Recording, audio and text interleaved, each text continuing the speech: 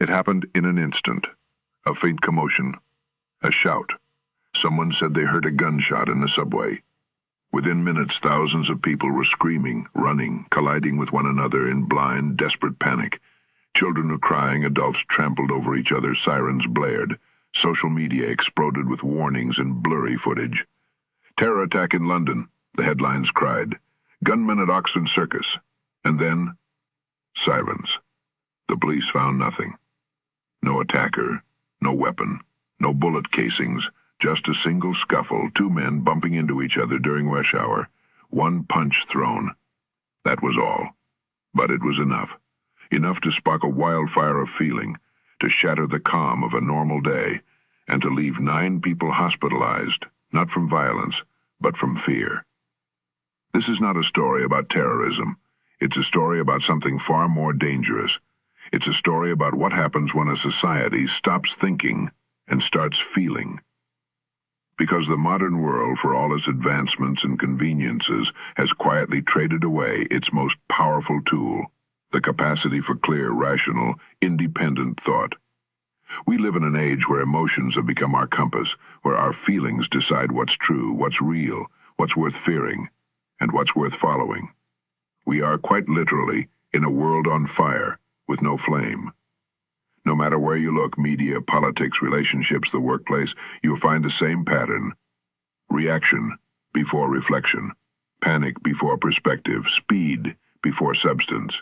We don't stop to verify. We don't pause to consider. We don't ask, what is actually true? We ask, how does this make me feel?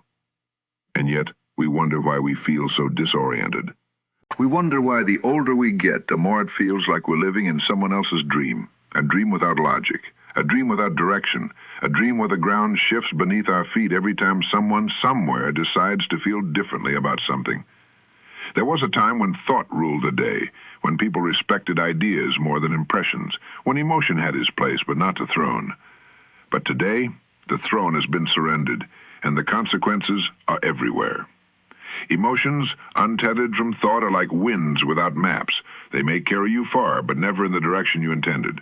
And when a civilization decides that feeling is more important than understanding, it begins to lose something sacred. It loses its anchor, it loses its compass, it loses its mind. Now, don't misunderstand me. Feelings are not the enemy, but they were never meant to be the captain. They were meant to be messengers, data points, signals, guides, not dictators of our decisions, nor the foundation of our reality. What we are experiencing today is not just a cultural shift. It is a crisis of orientation. We've built a world that is constantly connected and yet spiritually disconnected. A world that delivers news in real time but no longer delivers truth. A world that bombards us with headlines, likes, and outrage, but offers little space for reflection, silence, or wisdom. And in such a world, thought begins to die, slowly, quietly, like a candle in the wind. People don't think anymore, they feel. They say, I don't feel comfortable, I feel unsafe, I feel offended. We apologize not for what we've done, but for how someone feels about what we've done. The group feels this, the crowd feels that. We've replaced judgment with mood, and morality with emotion. But what happens when a society no longer thinks? It forgets how to distinguish the real from the imagined. It reacts to shadows as if they were substance. It panics over noise instead of pausing for signal, and slowly, like fog rolling in over the hills, it begins to lose its direction. The question is not whether this world will change. It already has. The real question is, can we find our minds again? Can we rediscover the power of slow, clear, independent thought in a culture that worships reaction? Can we resist the urge to feel first and instead ask ourselves, what is actually happening here? What does this mean? What do I believe? Not just instinctively, but intentionally. That is where this journey begins. Because to understand why the older you get, the more lost you feel, you must first understand what's been lost in the world around you. It's not your fault that you feel disoriented. You are not broken. You're simply trying to walk through a world that has no map, only moods. But remember, the most powerful journeys begin in the dark, and the path back to clarity starts with a single act of courage, the courage to think. There's a strange moment that comes with age. For some, it arrives at 25, for others, 45. It's not a midlife crisis. It's quieter, slower, but heavier. It settles into the bones like fog, not fire.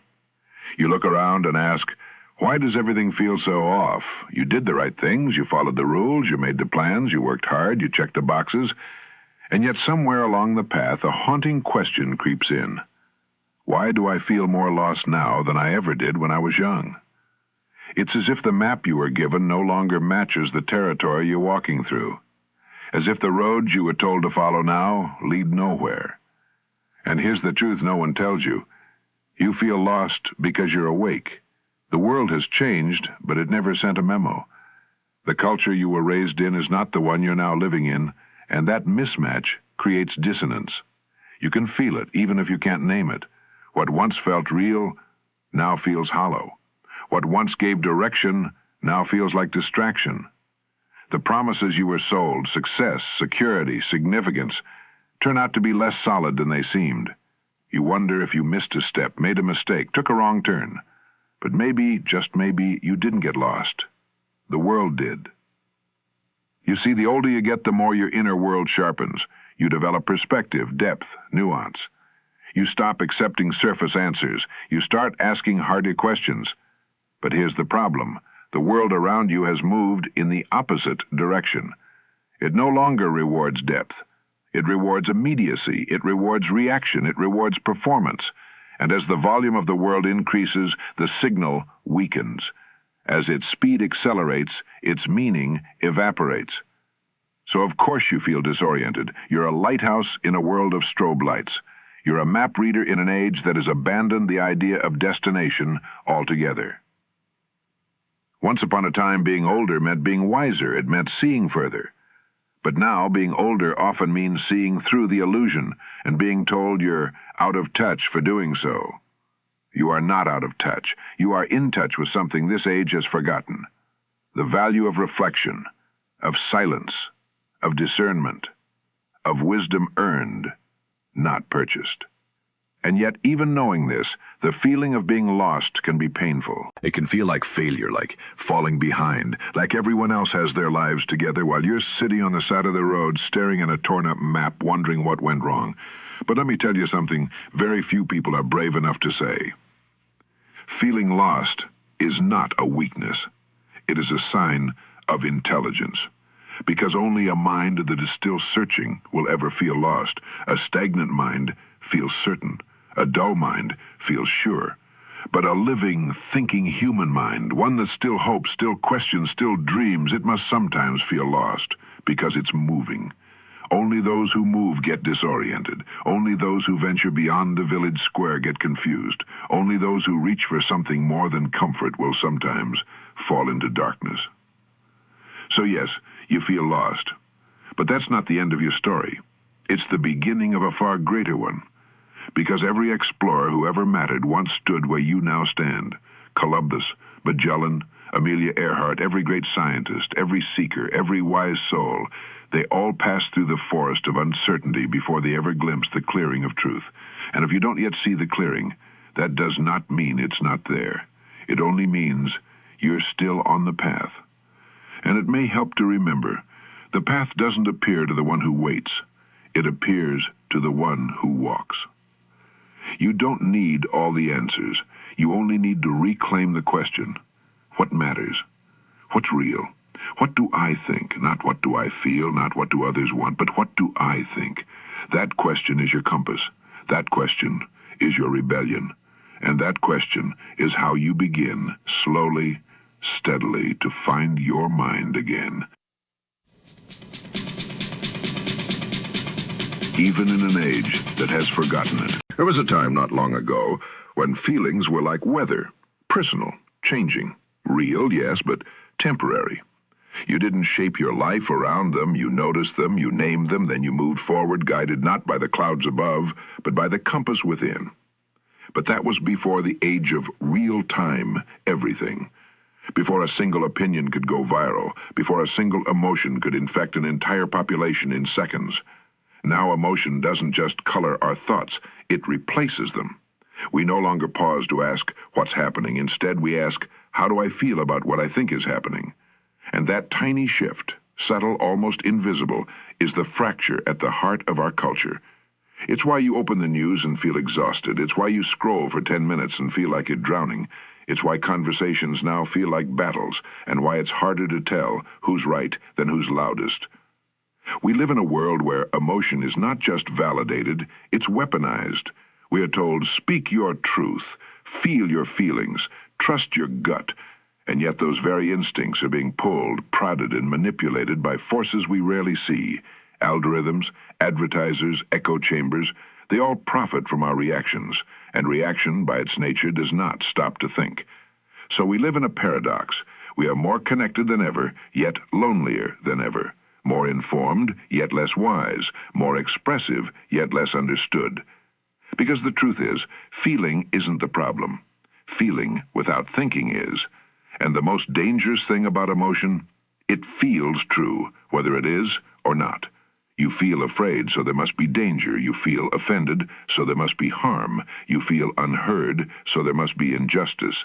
But emotion, like a funhouse mirror, doesn't always reflect reality. It magnifies, distorts, bends. And when we mistake the mirror for the world, we begin to act on illusion. That's how you get stampedes with no threat, mob outrage with no facts, cancellations with no trial, decisions with no discernment. A punch thrown on a subway platform becomes a terror attack because the crowd felt like they were under siege. And in that moment, feelings were more real than facts. What happens to a society where this becomes normal? You get a population that panics easily, forgives slowly, and thinks rarely. You get citizens trained to react, not reflect. You get leaders who appeal to sentiment, not sense. And worst of all, you get individuals, good, honest people who start to doubt their own minds because their thoughts are drowned out by louder feelings. It's a kind of quiet tyranny, not enforced by weapons, but by the slow erosion of confidence in reason itself. And the older you get, the more painful this realization becomes. You start to notice how every issue has become emotional, how evidence matters less than outrage, how volume matters more than virtue. You notice that nuance has no place in a headline, and the people don't just disagree anymore, they feel hurt, and so you must be punished. It's not a dialogue anymore, it's a duel. And here lies the great irony of our time. In trying to become more empathetic, we've become more fragile. In trying to elevate emotion, we've dethroned thought, and in doing so, we've lost the very thing that made human progress possible. No civilization ever advanced because it felt its way forward. It thought its way forward. Slowly, painstakingly, through trial and error, through debate, disagreement, and a hard, often painful work of distinguishing truth from fiction. But today, we treat emotion as sacred and thought as suspect. Don't say that, it might hurt someone's feelings. Don't question that, it might offend a group. Don't ask why. Just feel what you're supposed to feel and move on. And so the mind retreats, silently, ashamed, alone. But here's the secret the world has forgotten. Emotion is not your enemy, but it is not your master either. Emotion is the fire, thought is the hearth. Together they can warm a home, but uncontained emotion, it burns everything down. If we are to survive this age, not just as individuals, but as a society, we must relearn the ancient art of thinking, of pausing, of separating the signal from the sensation, because unless we do, we will keep mistaking the storm inside us for a storm in the world, and we will remain lost, not because we cannot think, but because we have forgotten that thinking is still allowed. There was a time when thinking was sacred. It wasn't just respected, it was revered. It was the discipline of kings, the craft of philosophers, the guiding star of civilizations. It formed the bedrock of science, law, and human rights.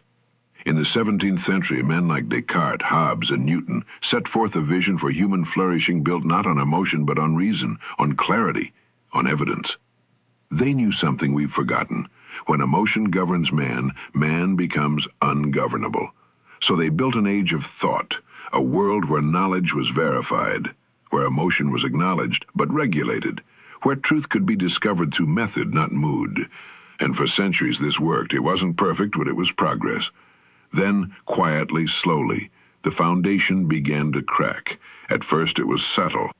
A growing interest in psychology made emotion more visible. Then, with the rise of mass media and advertising, emotion became not just studied, but manipulated. Companies realized that if you could make someone feel, you didn't need to make them think. And that was the first trade, emotion for attention. Then came the second trade, faster and far more devastating. With the birth of the internet and the rise of social media, we traded truth for speed. Information no longer needed to be accurate. It only needed to be engaging. We no longer waited to verify. We shared, we clicked, we reacted, and in that reaction, something precious was lost. Thinking. Thinking is slow. It is deliberate. It is quiet. But we don't live in a world that honors those virtues anymore. We live in a world of real-time everything, tweets instead of essays, memes instead of meaning, reels instead of reason. And the result? We've gone from the age of enlightenment to the age of emotion.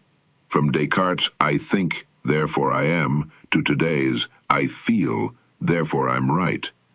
This is not progress, this is regression. We have traded the mind for the mood, and this trade has consequences, ones you felt even if you haven't named them. You feel more anxious, more uncertain. You question your instincts, second-guess your decisions, hesitate before you speak. Not because you're weak, but because the culture around you punishes thinking. It mocks it. It calls it outdated, cold, elitist. Thinking is now seen as offensive. Doubt is labeled as denial. Reflection is mistaken for resistance. The moment you pause to ask why, you're accused of being against. So you retreat. You go quiet. You stop trusting your thoughts because the world tells you feeling is what matters. But here's the silent truth pulsing beneath it all. We were not built to live by emotion alone. Emotion is a wonderful servant, but it is a terrible master. And when you build an entire society on instant reaction, you don't get enlightenment, you get chaos. You get panics like Oxford Circus, where a simple scuffle spirals into mass terror. You get political tribalism, where outrage matters more than outcomes. You get a population that is not being led, but herded. Because once you remove thought, all that's left is instinct. And instinct, no matter how genuine, is easy to manipulate. Fear, anger, resentment, these are not new emotions. But in an age without critical thinking, they become dangerous tools. They can be harnessed, shaped, broadcast. They can elect leaders. They can start wars. They can turn citizens into mobs. And we have seen all of this before. We saw it in revolutions that began with truth and ended in terror. We saw it in propaganda that disguised hate as hope. We saw it in wars fueled not by facts, but by fervor. Here we are again, in a world that prizes how fast you can react over how deeply you can reflect, a world that rewards how much you can feel over how clearly you can think. And in this world, no wonder you feel lost. You were given a mind for navigation and told to use your heart as a compass instead. But now comes the opportunity, because once you see the trade, mind for mood, you can reverse it. You can begin to reclaim your thoughts. You can stop mistaking loudness for truth and speed for wisdom. You can begin to think again, and that is the beginning of clarity. There's a moment in every explorer's journey, not at the beginning, but somewhere in the thick of it, when the map stops making sense, the landmarks blur, the compass stutters, and for the first time, you realize you don't know where you are lost. And the world has trained you to fear this. To feel loss is to feel shame, failure, weakness. After all, you're supposed to know, aren't you? You're supposed to have a plan, a 5-year track, a purpose, a path. But what happens when the path you are on vanishes beneath your feet? What happens when the dreams you once chased now feel like burdens? What happens when what once felt clear now feels directionless? Let me tell you something the world forgets. Feeling lost is not the end of your journey. It's the sign that a new one is about to begin. You see, the people who never feel lost are often the ones who never move. They stay where it's safe, where it's known, where there's no risk of disorientation because there's no movement at all. But you, if you feel lost, it means you were moving. You left the shore. You took a step into the unknown. Only the seeker feels lost, and only the seeker finds what others never dare to look for. So why does it feel so disorienting? Because you're between identities. You're shedding the person you were, but haven't yet become who you're meant to be. You're in what Joseph Campbell might call the belly of the whale, that place in the hero's journey where you've left the ordinary world but haven't reached transformation yet. It's murky, it's uncertain, it's terrifying, but it's necessary. Think of it. Every major breakthrough in history was preceded by confusion. Einstein didn't wake up with relativity preformed in his mind. He wondered, he questioned, he doubted. Van Gogh didn't start painting masterpieces. He stumbled, he floundered, he failed. Even nature shows us this. The caterpillar must dissolve into chaos before it becomes a butterfly. In the cocoon, it literally breaks down into mush. And in this modern world, it is neither caterpillar noisy, nor fast, butterfly, but something in world, between. we've forgotten how sacred that space is where you are. We see the pause as weakness, the silence as failure, the lostness as proof that we're behind, but nothing to be further from the truth. Because here's the secret. When you feel lost, you're closer to truth than ever before. Why? Because when the old answers no longer work, you're finally ready for new ones.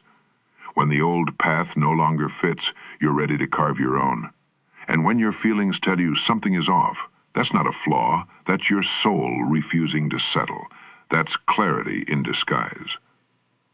But you must resist the panic.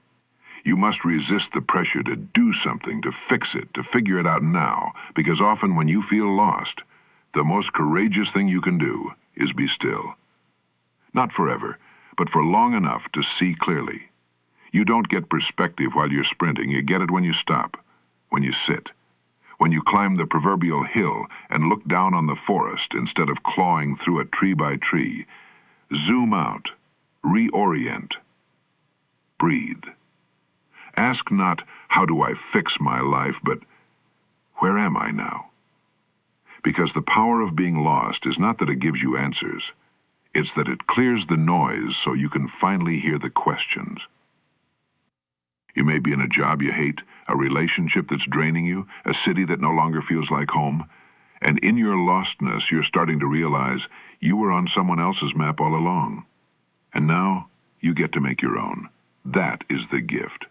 Feeling lost strips away the illusions. It forces you to confront what's real. It may feel like chaos, but it is the beginning of true alignment. So don't rush to escape it. Don't shame yourself for being here. Don't compare your path to someone else's. You're not late, you're not broken, you're not behind. You're becoming. This is your cocoon. This is your wilderness. And if you stay long enough to listen, there is wisdom here. There is direction. And in time, there is flight.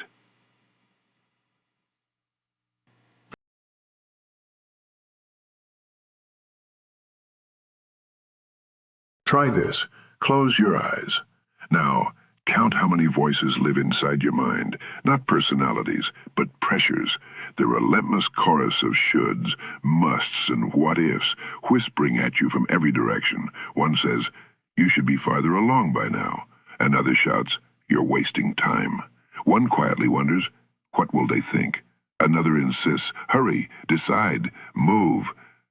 These voices, these internal echoes, are not your own. They're fragments of culture, media, school, family, society, fragments that have merged into noise so constant you've mistaken it for thought. But it is not thought. It is interference, and interference is how we stay lost. Because being lost doesn't just happen in geography, it happens in consciousness. You don't need to be in a new city to feel disoriented. You can be sitting in the same room you've known your whole life and still feel like you have no idea where you are. Why? Because your inner compass has been drowned by external static. This is the curse of the modern age. We never stop hearing others long enough to hear ourselves. The world today does not honor solitude. It fears it. It rushes to fill every moment of silence with scrolling, streaming, swiping, podcasts in the shower, news while you walk, notifications in the night. We don't reflect anymore. We react. We don't contemplate. We consume. And in this state of hyperconnectivity, clarity becomes almost impossible, because clarity is born not in the noise, but in the silence. The silence that comes when you turn off the feed, the silence that comes when you let the question sit instead of forcing an answer, the silence that comes when you finally give yourself permission to be rather than perform. You see, the noise around you is not just informational, it's directional. It's trying to point your life somewhere. Social media tells you what to desire, news tells you what to fear, culture tells you who to be, and if you are not deliberate, You will be swept along by it all, confusing motion for meaning. You'll keep moving and wonder why you still feel lost. Because speed without intention is drift, and drift is the enemy of purpose. So if you feel lost, don't immediately seek movement. Seek stillness. Sit. Listen. Not to your phone, not to the timeline, not to the algorithm. To you. To the faint signal of your own thought beneath the static. At first it will be hard. Silence is uncomfortable when you're used to noise. You'll fidget, you'll distract yourself, you'll instinctively reach for a screen, for a song, for a voice, any voice but your own. But if you persist, something begins to emerge. A voice you forgot you had. The voice that once whispered dreams to you when you were young. The voice that spoke to you in moments of awe, of love, of loss. The voice that doesn't shout but speaks with certainty. That voice is your compass, and it can only be heard in silence. But here's the paradox. Most people avoid silence because they fear what they might hear. They fear the truth buried beneath the noise. The career that no longer fits, the relationship that's draining them, the life that was built more for approval and authenticity. But that fear? That's not the end. That's the beginning. Because once you hear the truth, you can work with it. You can name it. You can honor it. You can move from it. But only if you let it speak. So carve silence into your day like your sanity depends on it, because it does. Not always in meditation or retreat, though those help. Sometimes it's as simple as a walk with no headphones, a meal with no screen, a conversation with your own thoughts uninterrupted by the chatter of the world. Give your mind room to breathe, because in that space, direction emerges. Not instantly, not loudly, but gradually, clearly, strongly. You'll feel it like a subtle pull, like a knowing, and suddenly lostness won't feel like chaos. It will feel like exploration. The map won't be filled in yet, but the compass will have come alive. And that's where the journey truly begins. There's a haunting thought that grips people in their quietest hours. It whispers, "You're falling behind." You hear it at 2 a.m. staring at the ceiling. You hear it when you see a former classmate get promoted. You hear it when your parents ask what you've been up to. You hear it in every pause, every scroll, every silence that leaves room for doubt. It says, everyone else is ahead, and you're not. But here's a truth that will unseat that voice forever. You are not behind. You are just in a different phase of becoming. We've been sold a lie that life is linear, that success is a straight highway, and that there is one correct speed we should all be traveling. But that lie is built on appearances, not truth. You see someone with a perfect LinkedIn bio. You see a couple with a perfect Instagram family. You see a peer who always knows what to say, always seems certain, always seems polished. But what you don't see is the story underneath. You don't see the panic, the pressure, the compromises. You don't see whether that certainty is real or just rehearsed. You don't see whether that path they're on is really theirs or just the default. And here you are, questioning, doubting, examining. That doesn't mean you're lost behind the crowd. It means you stepped off the crowd's map. You stopped following the route blindly. And of course that feels disorienting because you're blazing something original. The truth is, many people don't feel lost because they've never given themselves permission to even ask the hard questions. They don't pause to wonder, is this job aligned with who I really am? They don't dare ask, is this relationship nourishing me? They don't whisper to themselves at night, is this the life I want or just the life I settled into? They're moving fast, but fast toward where? Toward applause? Toward acceptance? Toward someone else's definition of a good life? You're not behind them. You're just awake, and awakening isn't comfortable. It shakes you, it strips your certainties, it pulls the rug out from under the roles you thought you were supposed to play, but it's the only path to a life that is real. So yes, the process feels like getting lost, because what you're losing are the old inherited directions, the scripts, the roles, the timelines that told you by 25 you must do this, by 30 you must have that, by 40 you better know everything. None of those timelines were yours. They were borrowed. And borrowed beliefs eventually fall apart. Now you're in the space where your own inner wisdom gets to rise, slowly, quietly, but powerfully. The lost feeling you carry? It's the side effect of refusing to settle. It's the discomfort of someone in motion, someone who refuses to sleepwalk through life. And here's what they don't tell you. Most people who look certain are not. They've just stopped searching. But the seekers, the ones who keep asking, keep exploring, keep reaching, they look lost for a time. And then they find something the others never will. Because being lost isn't a permanent state. It's a passage. It's the corridor between illusion and truth. It's the dark before clarity. It's the space where you strip away everything that isn't real so you can finally build a life that is. And when you emerge, it'll not be to applause. It will not be to a perfect resume. It will be to something quieter, but far more powerful. A sense of self no one can take from you. A peace that doesn't depend on titles. A direction that's not reactive, but rooted. So the next time that voice says you're falling behind, pause. Ask, behind what? Whose race are you running? Whose map are you using? Because you're not behind, you're ahead of the game most people aren't brave enough to play. You are ahead of the curve most people avoid. You are exactly where the awakened soul must go, into the unknown, to the lostness, toward the truth. And soon, very soon, you'll realize you were never lost at all. You were just on your way home.